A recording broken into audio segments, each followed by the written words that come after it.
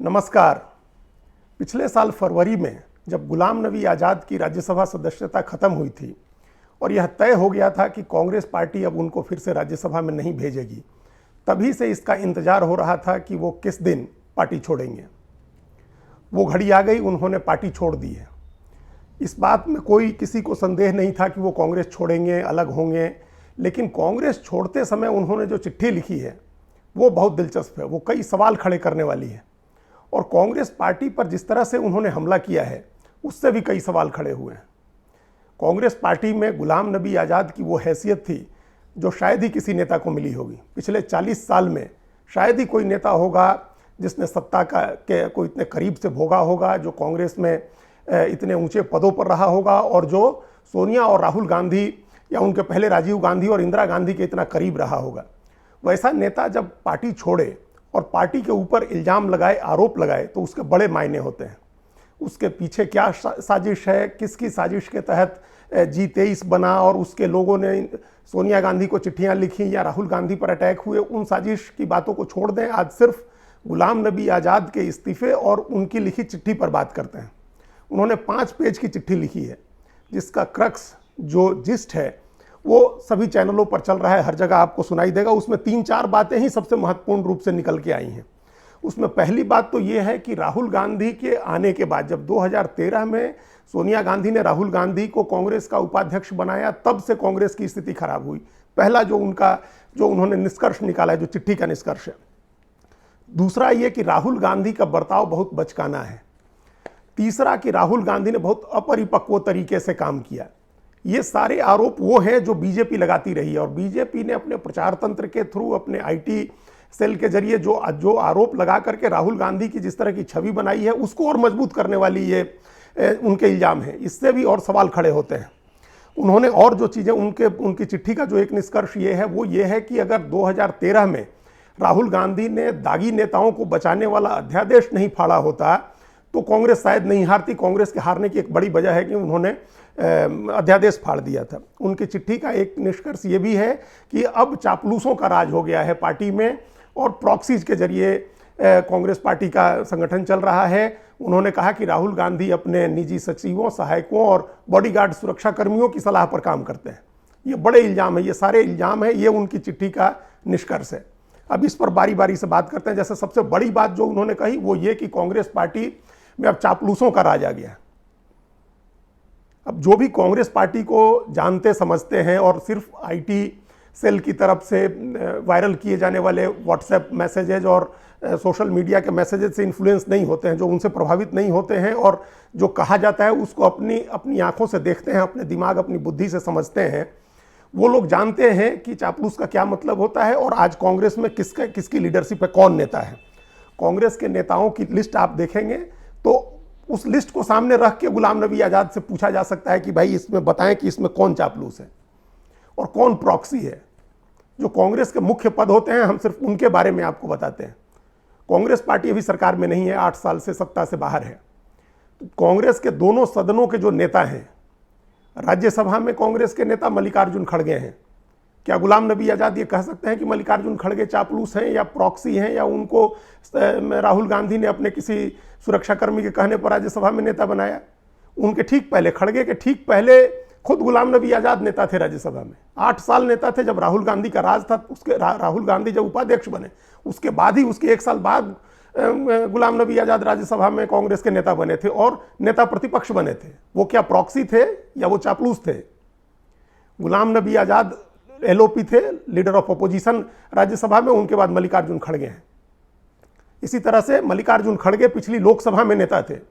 वो कांग्रेस के सबसे पुराने नेताओं में हैं, सबसे बड़े चेहरों में हैं। उनके दम पर कांग्रेस ने दशकों तक कर्नाटक में राज किया है। उनके बाद अधीर रंजन चौधरी लोकसभा में कांग्रेस पार्टी के नेता बने हैं। अभी भी कांग्रेस पार्टी के नेता हैं अधीर रंजन चौधरी। अधीर रंजन चौधरी वो नेता हैं जिनके दम पर कांग्रेस वर्षों तक, जब लेफ्ट के रूल में भी अधीर रंजन चौधरी वो नेता थे जिनके दम पर पश्चिम बंगाल में कांग्रेस की राजनीति चली। प्रणब मुखर्जी MP लोकसभा का चुनाव लड़ने को इसी वजह से तैयार हुए कि अधीर रंजन चौधरी उनको चुनाव लड़ाएंगे। इतना बड़ा नेता है अधीर रंजन चौधरी। उनकी जबान जैसी हो, उनकी भाषा जैसी हो, लेकिन अधीर रंजन चौधरी ममता बनर्जी और बीजेपी की इस आंधी में भी लोकसभा का चुनाव जीत करके आए हैं बंगाल से। वो आज लोकसभा में नेता हैं। तो इनमें से कौन मल्लिकार्जुन खड़गे चापलूस हैं या अधीर रंजन चौधरी चापलूस हैं? अब गुलाम नबी आज़ाद ने जो कही है, मैं आपको बता रहा हूं, कांग्रेस अध्यक्ष सोनिया गांधी के बाद जो कांग्रेस की जो सबसे बड़ी बॉडी होती है, जो सबसे महत्वपूर्ण पद होते हैं, वो महासचिवों के पद होते हैं। कांग्रेस के महासचिवों के नाम आप सुने। कांग्रेस के महासचिव हैं केसी वेणुगोपाल, वो संगठन के महासचिव हैं, केरल के नेता हैं। कांग्रेस के महासचिव हैं मुकुल वासनिक। मुकुल वासनिक कांग्रेस के सबसे यंगेस्ट महासचिव रहे हैं राजीव गांधी के पहले, जिस समय उन्होंने गुलाम नबी आज़ाद के साथ भी काम किया। और गुलाम नबी आज़ाद के साथ जो G23 बना था, जिन लोगों ने सोनिया गांधी को चिट्ठी लिखी थी, उसमें भी मुकुल वासनिक थे, वो भी महासचिव हैं कांग्रेस के। ओमन चांडी कांग्रेस के महासचिव हैं, जो केरल के मुख्यमंत्री रहे हैं, बड़े नेता हैं केरल के। तारिक अनवर कांग्रेस पार्टी के महासचिव हैं, जो कांग्रेस में बहुत बरसों तक कांग्रेस में रहे और फिर छोड़ करके एनसीपी में गए शरद पवार के साथ और वापस कांग्रेस में लौटे हैं, वो महासचिव हैं। प्रियंका गांधी कांग्रेस की महासचिव हैं। अजय माकन कांग्रेस के महासचिव हैं। रणदीप सुरजेवाला कांग्रेस के महासचिव हैं। जयराम रमेश कांग्रेस पार्टी के महासचिव हैं। क्या गुलाम नबी आज़ाद बताएं कि इनमें कौन प्रॉक्सी है, कौन चापलूस है, और किसको राहुल गांधी ने अपने सिक्योरिटी गार्ड या पीए के कहने से महासचिव बनाया है? कौन नेता है इसमें? किसकी क्रेडिबिलिटी, किसकी साख खराब है? कांग्रेस पार्टी के कोषाध्यक्ष है पवन बंसल, वो स्टॉप गैप अरेंजमेंट के तौर पर बने थे, नहीं तो उनके पहले अहमद पटेल कांग्रेस पार्टी के कोषाध्यक्ष थे, और उससे पहले मोतीलाल वोरा कांग्रेस के अध्यक्ष होते थे। तो बताएं इसमें से किसको राहुल गांधी का प्रॉक्सी, किस प्रॉक्सी के जरिए राहुल गांधी संगठन चला रहे हैं? उसके बाद आती कांग्रेस की वर्किंग कमेटी है, जिस कांग्रेस वर्किंग कमेटी में मनमोहन सिंह हैं, AK एंटनी हैं, राहुल गांधी हैं, अभिषेक मनु सिंघवी हैं, अजय माकन है, अंबिका सोनी है, खुद गुलाम नबी आज़ाद इस्तीफा देने के पहले तक उसके सदस्य थे, आनंद शर्मा हैं, अविनाश पांडे हैं, हरीश रावत हैं, जयराम रमेश हैं, कुमारी शैलजा हैं, केसी वेणुगोपाल हैं, मल्लिकार्जुन खड़गे हैं, ललथन हवला हैं, मुकुल वासनिक हैं, ओमन चांडी हैं, प्रियंका गांधी हैं, P चिदम्बरम हैं, रणदीप सुरजेवाला हैं और तारिक अनवर हैं। क्या गुलाम नबी आज़ाद मीडिया को आकर के ये बता सकते हैं, उन्होंने अपनी चिट्ठी में लिख दी कि चापलूस हैं या प्रॉक्सीज हैं या सुरक्षा कर्मियों और पीए के कहने से राहुल गांधी संगठन के फैसले लेते हैं? क्या वो बता सकते हैं कि इसमें कौन आदमी प्रॉक्सी है, कौन आदमी पीए के कहने से रखा गया है, या कौन आदमी चापलूस है? कांग्रेस का सिर्फ 2 ही राज्यों में कांग्रेस का शासन है, 2 मुख्यमंत्री हैं उसके, एक अशोक गहलोत हैं और दूसरे भूपेश बघेल हैं। क्या ये दोनों चापलूसी के दम पर मुख्यमंत्री बने हैं या अपनी काबिलियत के दम पर दशकों तक कांग्रेस की सेवा करके बने हैं ये लोग? कांग्रेस पार्टी जहां सहयोगी पार्टियों के साथ सरकार में है, झारखंड में कांग्रेस की सहयोगी की सरकार है और आलमगीर आलम, रामेश्वर उरांव जैसे 70-70 साल के लोग पुराने, जिन्होंने दशकों तक कांग्रेस की सेवा की है, वो लोग वहां सरकार में है। महाराष्ट्र में कांग्रेस सरकार में थी तो अशोक चौहान और बाला साहब विखे पाटिल जैसे लोग, मतलब कांग्रेस के ऐसे नेता वहां सरकार में थे जिन्होंने कई बरस तक, कई दशकों तक कांग्रेस की सेवा की है।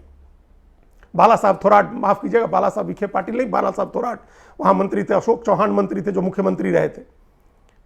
तो ये किसको, गुलाम नबी आज़ाद ने किसको चापलूस बताया है? उनको अपनी चिट्ठी में लिखना चाहिए कि ये चापलूस है, तभी उनकी चिट्ठी का उनका मतलब होगा। नहीं तो अब हम दूसरे पॉइंट पर आते हैं कि उनके छोड़ने का क्या कारण है।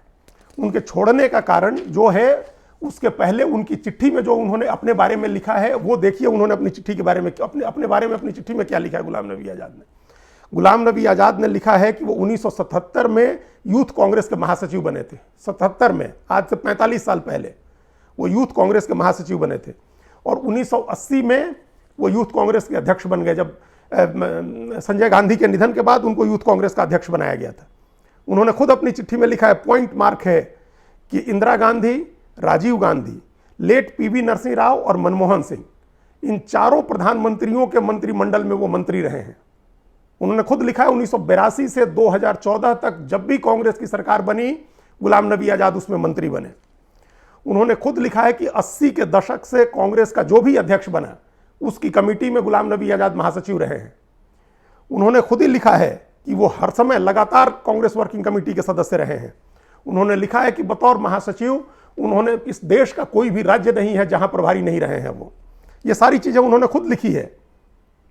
2014 में कांग्रेस लोकसभा के चुनाव हार करके, ह्यूमिलिएटिंग डिफीट के बाद हार के बाहर होती है। उसके बाद वो 7 साल तक राज्यसभा में विपक्ष के नेता रहते हैं। राहुल गांधी 2013 में उपाध्यक्ष हो गए थे और अब अगर इन्हीं की बात माने गुलाम नबी आज़ाद की कि राहुल गांधी अपने सुरक्षा कर्मियों और पीए के कहने से चल रहे थे और चापलूसों को बना रहे थे, तो उन्होंने गुलाम नबी आज़ाद को क्यों राज्यसभा में नेता विपक्ष बनाया और 7 साल तक बनाए रखा? ये सब उन्होंने खुद लिखा है, अपनी चिट्ठी में लिखा है गुलाम नबी आज़ाद ने। वो सिर्फ 2 बार राज्यसभा लोकसभा का चुनाव लड़े और जीते हैं, मैक्सिमम टाइम वो राज्यसभा में रहे हैं। कांग्रेस पार्टी को कई दशक के बाद जम्मू कश्मीर में सरकार बनाने का मौका मिला। जब पहला मौका मिला तो कांग्रेस पार्टी ने गुलाम नबी आज़ाद को मुख्यमंत्री बनाया। 2004 में जब दिल्ली में मनमोहन सिंह की सरकार बनी थी यूपीए 1 की, तो गुलाम नबी आज़ाद उसमें मंत्री बने थे। और 2005 में कश्मीर में जब कांग्रेस को सरकार बनाने का मौका मिला तो गुलाम नबी आज़ाद को वहाँ मुख्यमंत्री बनाकर भेजा गया। 3 साल का टर्म था कांग्रेस के मुख्यमंत्री का, वो 2008 तक मुख्यमंत्री रहे और वहाँ से इस्तीफा करके दिल्ली आए, आते ही दिल्ली में मंत्री बन गए वापस। तो कांग्रेस पार्टी ने उनको यूथ कांग्रेस के महासचिव से लेकर के और कांग्रेस के महासचिव, कांग्रेस वर्किंग कमेटी के सदस्य, केंद्र सरकार में मंत्री, जम्मू कश्मीर के मुख्यमंत्री, राज्यसभा में नेता प्रतिपक्ष, ये सारे पद कांग्रेस ने दिए। और वो लिख रहे हैं कि हमने सेल्फलेस सर्विस की है कांग्रेस की। अब देखिए उनकी सेल्फलेस सर्विस का, अभी वो 1 साल पहले, 1.5 साल पहले बेरोजगार हुए, 1.5 साल पहले उनकी राज्यसभा की सदस्यता गई है। और चूंकि कांग्रेस आज कहीं से, कांग्रेस की स्थिति नहीं है, कांग्रेस के पास आज सिर्फ 31 राज्यसभा के सांसद हैं। कांग्रेस की स्थिति नहीं है कि वो जिसको चाहे उसको राज्यसभा में भेज सके, इसलिए उनको नहीं भेज सकी। और वो इतने नाराज हो गए कि उन्होंने चिट्ठी लिखनी शुरू कर दी, कोटरी बनानी शुरू कर दी, ग्रुप बनाना शुरू कर दिया। सिर्फ हटते ही जैसे ही उनका पद खत्म हुआ, राज्यसभा गई और राज्यसभा में नेता पद गया, उनको वो कांग्रेस में खामियां दिखने लगी उनको। उसके पहले वही राहुल गांधी थे। उस बीच उनके, जब वो राज्यसभा में नेता विपक्ष थे, उस समय 2 साल के लिए राहुल गांधी कांग्रेस के अध्यक्ष भी बने और अपने उसी तरीके से काम करते रहे जैसे अभी कर रहे हैं। लेकिन तब आजाद को राहुल गांधी की कोई खामी नहीं दिखी थी। राहुल गांधी उपाध्यक्ष रहे, अध्यक्ष बने, जब तक गुलाम नबी आजाद एलओपी रहे, राज्यसभा में नेता विपक्ष रहे, उनकी राज्यसभा रही, उनको कोई कमी राहुल गांधी में नहीं दिखाई दी। अब उन्होंने जो राहुल गांधी के बारे में, अब ये जब जो कांग्रेस का भी मौजूदा संगठन है, जिस तरह के संगठन में लोग हैं, उनके बारे में अगर इन्होंने इतनी डेरोगेटरी बात कही है, पता नहीं वो लोग अपने उसका जवाब वो लोग देंगे। लेकिन उन्होंने राहुल गांधी के लिए कहा कि बहुत बचकाने तरीके से उन्होंने काम किया, बहुत अपरिपक्व तरीके से काम किया। और इसके लिए उन्होंने बताया कि राहुल ने दागी नेताओं वाला, राहुल गांधी ने अध्यादेश फाड़ दिया था, जिससे प्रधानमंत्री मनमोहन सिंह का जो मोरल, उनकी जो शक्ति है, जो उनकी हैसियत थी, जो एक प्रधानमंत्री पद की गरिमा होती है, उसको झटका लगा था और उसकी वजह से कांग्रेस चुनाव हार गई थी। कांग्रेस के चुनाव हारने की ये बड़ी वजह है। बड़ी सावधानी से, बड़ी होशियारी से गुलाम नबी आजाद इस बात को छिपा गए कि राहुल गांधी ने किस बात का अध्यादेश फाड़ा था। वह जो अध्यादेश था, वह अध्यादेश सुप्रीम कोर्ट के एक आदेश को पलटने के लिए लाया गया था। सुप्रीम कोर्ट ने एक लैंडमार्क जजमेंट में कहा था कि अगर कोई भी सिटिंग एमएलए है या एमपी है, उसको अगर सजा होती है, उसको जेल जाना होता है, या उसके खिलाफ आरोप पत्र लगते हैं, वो अपराधी प्रमाणित होता है, तो उसको तत्काल इस्तीफा देना होगा। सुप्रीम कोर्ट का ये आदेश पलटने के लिए कांग्रेस पार्टी के नेताओं के दबाव में ये अध्यादेश लाया गया था और ये उसमें प्रावधान किया गया था कि ऐसा कुछ भी होता है, मतलब वो जेल जाता है या उस पर आरोप पत्र दाखिल होते हैं या सजा प्रमाणित होती है, तब भी उसको इस्तीफा देने की जरूरत नहीं है। ऐसा उस अध्यादेश में लिखा हुआ था। वो अध्यादेश इतना खराब था, उस समय जो अपोजिशन पार्टी थी भारतीय जनता पार्टी, उसने राष्ट्रपति प्रणब मुखर्जी को जाकर के अनुरोध किया था कि आप इस अध्यादेश को वापस करिए, ये अध्यादेश नहीं माना जाना चाहिए। सुप्रीम कोर्ट का आदेश बहुत सही है, बहुत अच्छा है। राहुल गांधी ने उसी अध्यादेश को फाड़ा था। राहुल गांधी ने कहा था कि ये नहीं चलेगा कि जो दागी नेता है या जो अपराधी है, जो जेल जाने वाला है या जेल गया हुआ है, जिसको सजा हो गई, उसको हम अध्यादेश के जरिए नहीं बचाएंगे। सुप्रीम कोर्ट का आदेश बिल्कुल सही है। वो अध्यादेश राहुल गांधी ने फाड़ा था। राहुल गांधी उस समय कांग्रेस पार्टी के उपाध्यक्ष थे और अभी सारे लोग इस बात के लिए वाह वाह कर रहे थे। मैं आपको सिर्फ याद दिला रहा हूं, अभी ये 1 हफ्ते पहले की भी बात नहीं है। उत्तर प्रदेश के उप मुख्यमंत्री केशव प्रसाद मौर्य ने एक ट्वीट किया था और कहा था कि संगठन सरकार से बड़ा होता है। सारे लोग उनकी वाहवाही कर रहे थे और इस बात में कोई संदेह नहीं है कि संगठन हमेशा सरकार से बड़ा होता है। राहुल गांधी संगठन के दूसरे सबसे बड़े नेता थे और अगर उन्होंने यह फैसला किया और इसका पब्लिक डिस्प्ले किया कि ये अध्यादेश जो सरकार ने किया है, सरकार ने ये जो फैसला किया है, ये गलत फैसला है, तो उसमें क्या गलती है? एक गलत, बहुत बेहद गलत फैसला, बेहद गलत अध्यादेश जो सुप्रीम कोर्ट का आदेश पलटने के लिए और दागी सांसदों और दागी विधायकों को बनाने के लिए लाया गया था। राहुल गांधी ने उसे फाड़ा था। ये गुलाम नबी आजाद को अपनी चिट्ठी में लिखना चाहिए था गुलाम नबी आज़ाद को अगर ऐसा लग रहा है कि वो उसी वजह से 2013 का 14 का चुनाव हार गई कांग्रेस पार्टी, तो उन्होंने ये बात पहले क्यों नहीं कही थी 2013-14 में? या जब राहुल गांधी उनको राज्यसभा में नेता विपक्ष बना रहे थे तब क्यों नहीं ये बात कही थी उन्होंने? अगर ये इतना सरलीकरण करना है 2014 में कांग्रेस की हार का और उसके बाद कांग्रेस की हार का, तो इससे बचकानी बात कोई नहीं हो सकती है जो गुलाम नबी आज़ाद कर रहे हैं।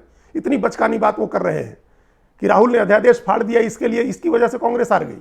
उस समय जो पूरे देश में माहौल बना था, 10 साल की जो एंटी इनकम्बेंसी थी, जो इंडिया अगेंस्ट करप्शन का आंदोलन था अन्ना हजारे का, जो राहुल का जो गुजरात के तब के मुख्यमंत्री नरेंद्र मोदी का जो एग्रेसिव कैंपेन था, बीजेपी का जो अभियान था चुनाव का, वो सब कुछ नहीं थे कांग्रेस की हार के, वो कारण नहीं थे।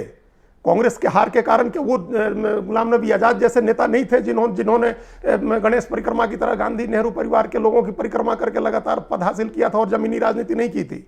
क्या वो लोग जिम्मेदार नहीं थे हार के? तो उन्होंने कांग्रेस इसलिए छोड़ी है क्योंकि उनका पद खत्म हो गया था। उनको पद पर रहने की ऐसी आदत हो गई थी, उनको सत्ता में रहने की ऐसी आदत हो गई थी कि वो जैसे ही खत्म हुआ वैसे उनकी बेचैनी बढ़ने लगी।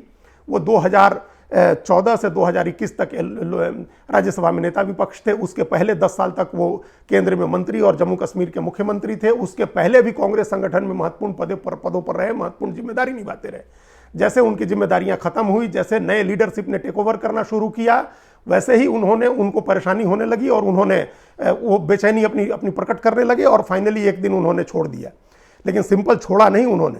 इसको कहते हैं किसी भी राजनीतिक दल के पास निष्ठावान व्यक्ति की कितनी कमी है वो इससे पता चलता है, इससे प्रमाणित होता है। उन्होंने न सिर्फ छोड़ा नहीं है, उन्होंने मुख्य विपक्षी पार्टी कांग्रेस की सबसे बड़ी प्रतिद्वंदी बीजेपी के सारे आरोपों को अपनी चिट्ठी से उन्होंने प्रमाणित किया है। जिसको कांग्रेस पार्टी ने इतना कुछ दिया, उसने अपोजिशन के आरोपों को प्रमाणित करके राहुल गांधी पर झूठे सच्चे आरोप लगा करके कांग्रेस पार्टी को कमजोर करने का काम किया है। जय हिंद, वंदे मातरम। कृपया हमारे चैनल के साथ जुड़िए, लाइक कीजिए, सब्सक्राइब कीजिए, बेल आइकॉन जरूर दबाइए।